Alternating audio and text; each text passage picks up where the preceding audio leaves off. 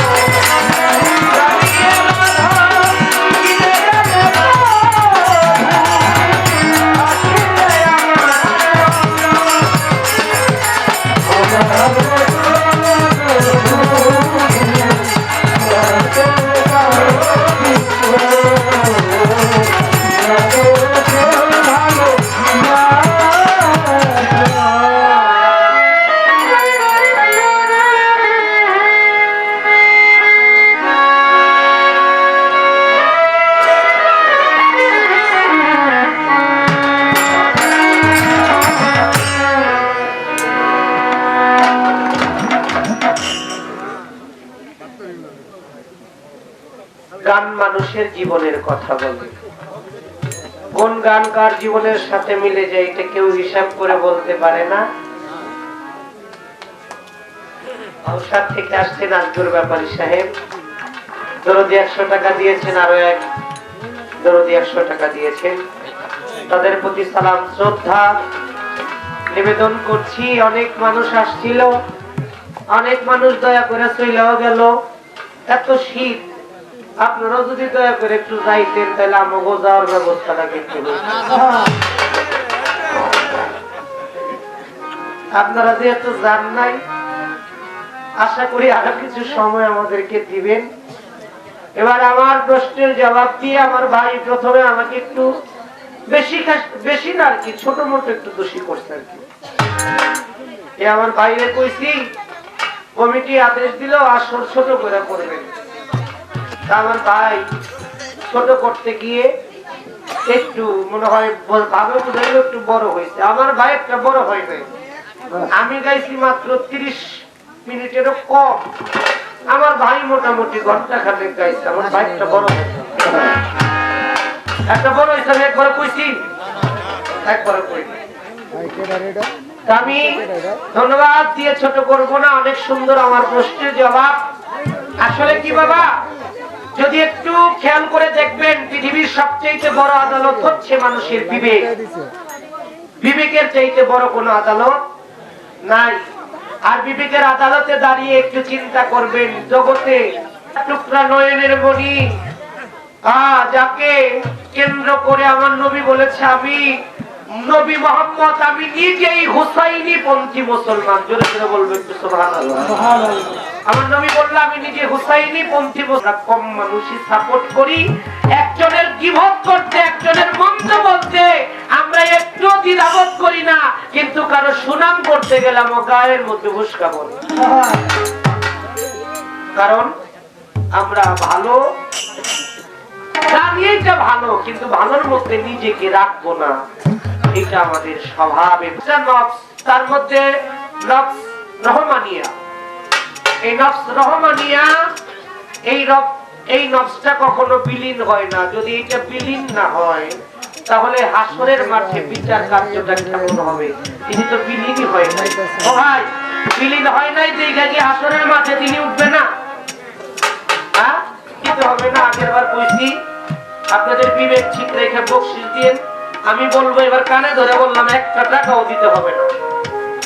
কিন্তু ওই দিনের চিন্তা করা, একটু চিন্তা করে একটু ভাইবা, অন্তত যে গানের কথাগুলো বলি, যে গানটা বলি, এই কথাগুলো আপনারা শ্রবণ করবেন। আমি আপনাদেরকে পরখ করে বলতে পারি এই কথাগুলো শুধু এহকাল না পরকালও আপনাদের কাজে দিবে। ধন্যবাদ সকলকে। গানটা একটু লক্ষ্য করে শুনবেন।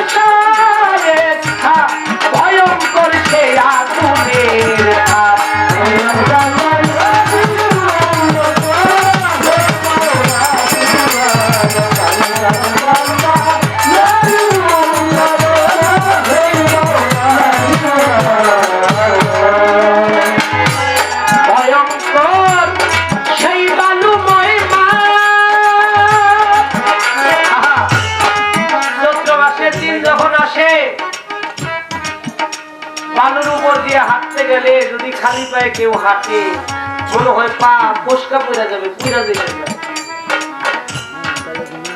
সূর্যের একটা মুখ দিয়ে পৃথিবীতে তাপ দেয়। আর যখন জ্যৈষ্ঠ মাস আসে, এটা গরম করতে, কাঁঠাল পাকানোর গরম সহ্য করতে পারে না, এসি এয়ার কন্ডিশনের মধ্যে ঢুকে। কিন্তু হাসরের মাঠে সেই দিন হাদিস প্রমাণ করে মাথার সোয়া হাত উপরে সূর্য থাকবে, আর সূর্যের থাকবে 12টা মুখ, আর ওই মুখ দিয়ে তাপ দিতে থাকবে। যারা পাপী বান্দা তাদের মগজগুলো পানির মতো বইলে যাইতে থাকবে। একটু চিন্তা করে দেখেন তো সেই দিনটার কথা, যেদিন সূর্যের 12টা মুখ দিয়ে তাপ দিবে। সেদিন আপনার কোনো কিছুই কোনো কাজে আসবে না যদি আপনার আমল নামা ডান হাতে না থাকে। ভয়ঙ্কর সেই বালুময়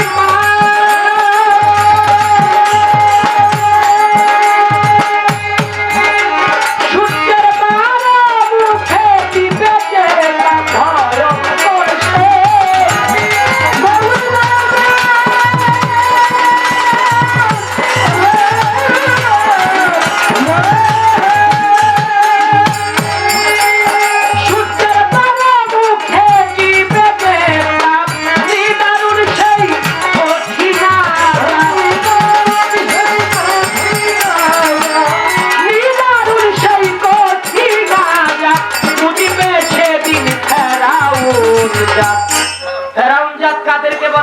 হাদিসের ভাষায় তাদেরকেই ফেরাউন বলা হয়েছে, যারা সত্যকে চোখের সামনে দেখেও সেই সত্যকে আঁকড়ে ধরল না।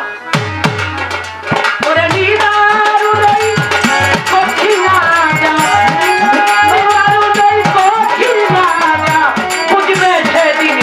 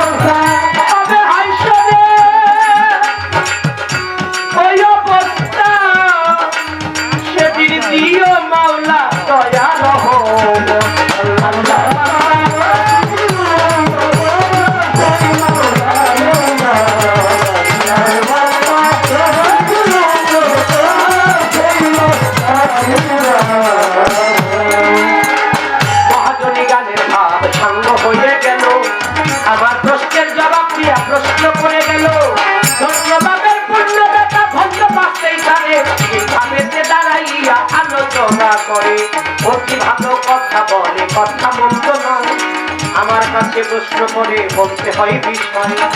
হাসরের মাঠে আল্লাহ প্রত্যেকটা মানুষকে ডাক দিবে যার যার মায়ের নাম ধরিয়া।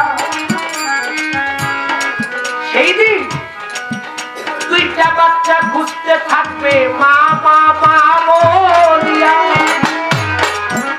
মাকে খুঁজতে যাইয়া বাচ্চারা বাবার দেখা পাবে, মাকে খুঁজে পাবে না ওই হাসরের মাঠে।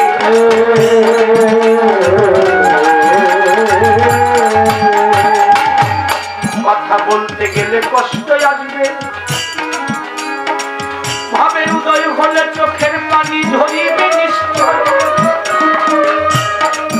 আর এই চোখের পানি পছন্দ করে একমাত্র আমার আল্লাহ দয়াময়। আমার আল্লাহ 2টা জিনিস পছন্দ করে বান্দার কাছে, আপনাদের জানাই। তার মধ্যে 1 নম্বরে সাজদা দুই নম্বরে চোখের পানি। আমি হাদিসেতে পাই এই চোখের পানি ফেলে যদি কেউ তারে ডাকতে পারে,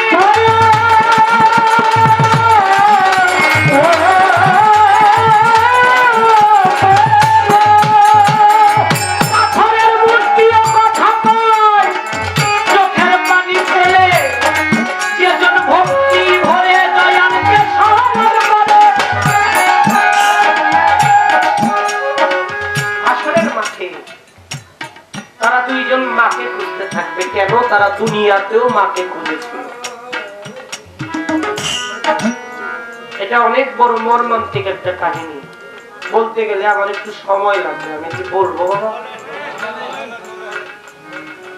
তার আগে বলবো, আপনারা পাক পাঞ্জাতনকে আলে রাসূল, আওলাদে রাসূল, নায়েবে রাসূল, নায়েবে মুর্শিদ, নায়েবে নবীকে ভালোবাসেন কারা জানেন? সবাই ভালোবাসে। এটা কি হাত দেখায় সাক্ষী দিলাম। আর আমার নবী বলেছে, কেউ যদি আমার আওলাদে রাসূলের মহব্বতে দুই ফোঁটা চোখের পানি ফেলে দেয় আশিক চিত্তে, ওই আশিকানের চোখের পানির এত ক্ষমতা, আশিকানের চোখের পানিতে দোজখের আগুনও নিভা যাইতে পারে। তাই আমার মাওলা হুসাইনকে যখন এজিদ চক্রান্ত করে অনেক চিঠি পাঠাইল যে আপনি আসেন, আসলে আপনার কাছে বায়াতে রাসূল গ্রহণ করে আমরা আপনার পথে। মাওলা হুসাইন রওনা দিতে চায়, কিন্তু একজন, তার নাম ছিল মুসলিম বিন আকিল। মুসলিম যাকে বলা হয়, এই মুসলিম তিনি বলতেছে, হে মাওলা, হে আমার আকা, হে আমার হৃদয়ের ধন, হে আমার নবীর তনয়, হে আমার নবীজির কলিজার টুকরা, এজিদ ভালো কখনোই ছিল না। কারণ এজিদের বাবার নাম হলো মুয়াবিয়া, মুয়াবিয়ার বাবার নাম হলো আবু সুফিয়ান, আবু সুফিয়ানের স্ত্রী ছিল হিন্দা। আর এই হিন্দা এমন ভাবে আমার দয়াল নবীর চাচা আমির হামজাকে এমন ভাবে তিনি যুদ্ধের ময়দানে শহীদ করেছিল, শহীদ করে 70টা টুকরা করে 70 জায়গায় তার দেহটাকে ছিটাইয়া দিয়া কলিজাটাকে চিবাইয়া খাইছিল এই হিন্দা, এজিদের যিনি দাসী হন। এত নিষ্ঠুর। আমার নবী যতকাল ছিলেন, মক্কা বিজয়ের পরে আবু সুফিয়ান এবং হিন্দা তারা আমার নবীর কাছে বায়াতে রাসূল গ্রহণ করেছিল। আমার নবী বলেছিল, হিন্দা ও আবু সুফিয়ান, তোমরা আমার চোখের সামনে আসবা না, তোমাদেরকে দেখলে আমি হৃদয়ের মধ্যে ব্যথা পাই। তোমরা আমার চাচাকে এমন ভাবে হত্যা করেছো। বাবা মুসলিম বিন আকিল যখন চলে গেল,